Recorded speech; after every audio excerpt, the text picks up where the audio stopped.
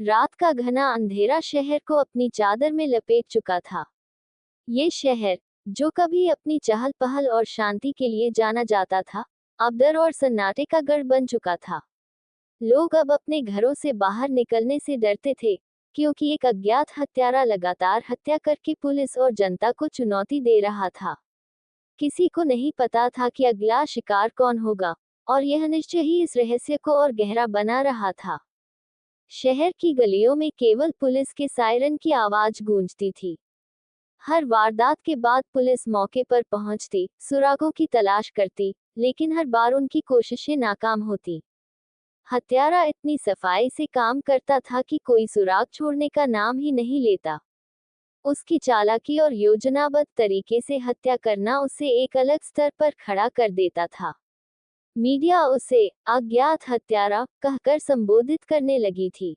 ये सब 1 महीने पहले शुरू हुआ था, जब शहर के एक प्रसिद्ध वकील की निर्मम हत्या की खबर आई।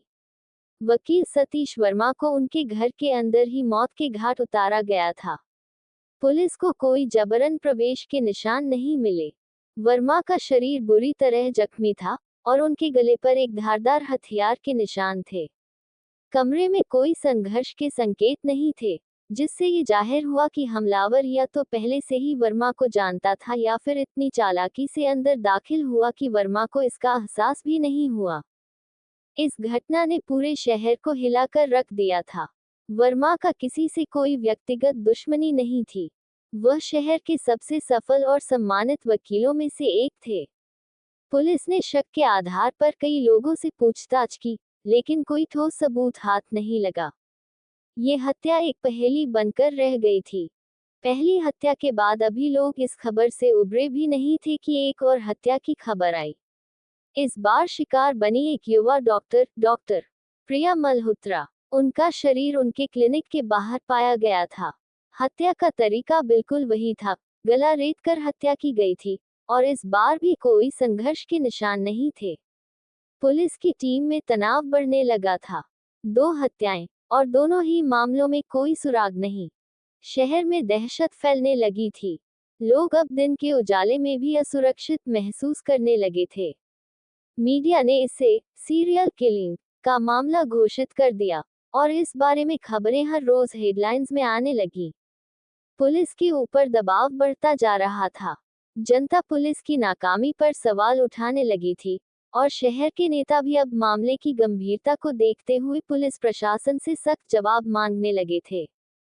तीसरी हत्या एक प्रमुख उद्योगपति अर्जुन मेहता की हुई। ये हत्या उनके आलीशान घर में हुई थी। अर्जुन मेहता की गला रेतकर हत्या की गई थी, और हत्या का तरीका बिल्कुल पहले 2 मामलों की तरह था। पुलिस ने इस बार पूरे शहर को लॉकडाउन कर दिया।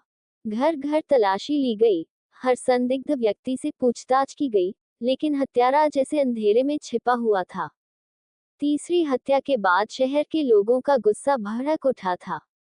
सड़कों पर विरोध प्रदर्शन शुरू हो गए थे। पुलिस कमिश्नर विनय ठाकुर पर अब भारी दबाव था। उन्होंने अपने सबसे अनुभवी जासूस एसीपी निखिल शर्मा को इस मामले की जांच की जिम्मेदारी सौंपी।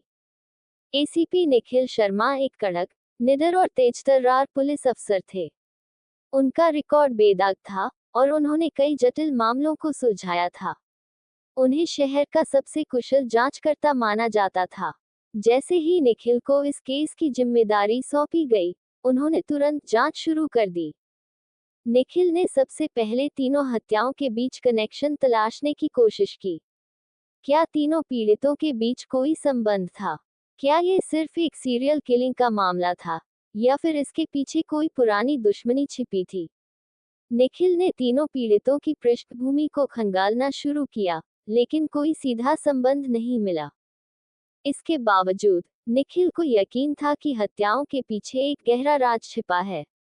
उनकी जांच में एक बात बार बार सामने आ रही थी, हर पीड़ित की हत्या एक विशेष तारीख के आसपास ही हुई थी।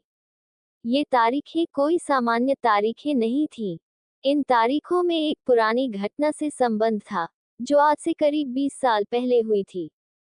निखिल की खोज उसे एक पुराने मुकदमे तक ले आई, जिसमें तीनों पीड़ितों का अप्रत्यक्ष रूप से संबंध था।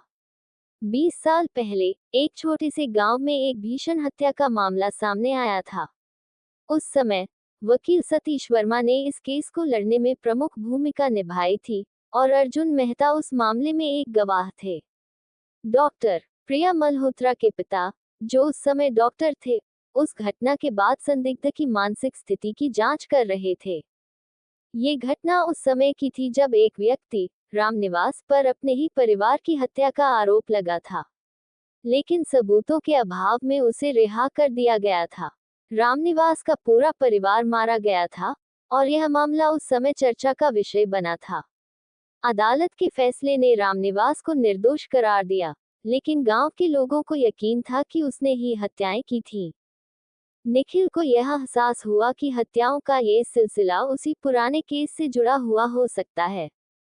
क्या ये रामनिवास की आत्मा थी जो अब बदला ले रही थी, या फिर रामनिवास खुद जिंदा था और एक एक करके उन लोगों से बदला ले रहा था जिन्होंने उसे दोषी ठहराया था। निखिल ने रामनिवास के जीवन के बारे में और जानकारी जुटानी शुरू की। कोर्ट से बरी होने के बाद रामनिवास गांव छोड़कर कहीं और चला गया था। उसकी कोई खबर नहीं थी और गांव में उसे मृत मान लिया गया था। लेकिन निखिल का दिल मानने को तैयार नहीं था। उसे यकीन था कि रामनिवास अब भी जिंदा है और वही इस सीरियल किलिंग के पीछे है। लेकिन उसके पास रामनिवास के जिंदा होने का कोई सबूत नहीं था। निखिल ने रामनिवास के पुराने दोस्तों और रिश्तेदारों से पूछताछ की, लेकिन कोई ठोस जानकारी नहीं मिली। फिर उसे एक पुराने दोस्त का पता चला, जिसने आखिरी बार रामनिवास को करीब 10 साल पहले देखा था। वह रामनिवास को एक दूसरे शहर में एक साधु के रूप में देखा गया था। निखिल ने उस शहर की तरफ रुख किया जहां रामनिवास को आखिरी बार देखा गया था। वहां पहुंचकर उसने एक स्थानीय साधु से मुलाकात की, जिसने रामनिवास को पहचानने की पुष्टि की। साधु ने बताया कि रामनिवास कई सालों तक आश्रम में रहा था, लेकिन अचानक एक दिन वह वहां से गायब हो गया था। इस जानकारी ने निखिल को रामनिवास के जिंदा होने की पुष्टि दी, लेकिन अब भी उसे यह साबित करना था कि रामनिवास ही वह अज्ञात हत्यारा था। हत्याओं के तरीके, तारीखें और पीड़ितों का पुराना संबंध उसे रामनिवास की तरफ इशारा कर रहे थे, लेकिन वह रामनिवास को पकड़ने के लिए एक ठोस योजना बनाना चाहता था। निखिल ने अंदाजा लगाया कि अगली हत्या किस तारीख को हो सकती है। उस तारीख के पास आने पर पुलिस ने उस संभावित स्थान की निगरानी कड़ी कर दी, जहां निखिल को शक था कि हत्यारा फिर से हमला करेगा। उन्होंने संभावित पीड़ितों की सूची बनाई और उन्हें सुरक्षित स्थान पर भेज दिया। और फिर वही हुआ जिसका निखिल को डर था। हत्यारा एक प्रमुख पत्रकार को निशाना बनाने आया, जो रामनिवास के केस पर कई सालों से रिपोर्टिंग कर रहा था। लेकिन इस बार निखिल और उसकी टीम पहले से तैयार थी। जैसे ही हत्यारा पत्रकार के घर में दाखिल हुआ, पुलिस ने उसे घेर लिया। हत्यारा पकड़ा गया। उसकी पहचान की गई, वह रामनिवास ही था। वर्षों की नफरत, अपमान और समाज से तिरस्कार ने उसे एक खतरनाक हत्यारा बना दिया था। उसने अपना गुनाह कबूल कर लिया। उसने बताया कि कैसे वह उन सभी से बदला लेना चाहता था जिन्होंने उसे दोषी ठहराया था, भले ही वह उस समय निर्दोष साबित हुआ हो। लेकिन समाज के दबाव और अपमान ने उसकी मानसिक स्थिति को बिगाड़ दिया था और उसने अपने परिवार की हत्या के बाद एक एक करके सभी से बदला लेना शुरू कर दिया।